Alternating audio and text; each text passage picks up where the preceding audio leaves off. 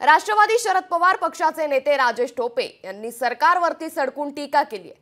CBI ईडीचा सरकारकडून गैरवापर होतोय, महागाई बेरोजगारी वाढवणारं सरकार आहे। परभणीच्या गंगाखेड इथं शिवस्वराज्य यात्रेत राजेश टोपे यांनी राज्य सरकारवरती सडकून टीका केली आहे।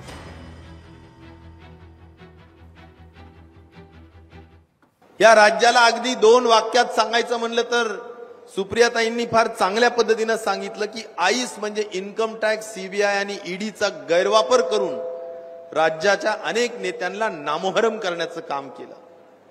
या राज्याला एमबीबीएस म्हणावं। एम म्हणजे महागाई वाढवणारं राज्य, बी म्हणजे बेरोजगारी वाढवणारं राज्य, दुसरं बी म्हणजे मोठ्या पद्धतीने भ्रष्टाचार करणारं राज्य, असं हे सरकार आहे, एमबीबीएस सरकार। लोकशाही मराठी ऐका, पहा, जागरूक रहा।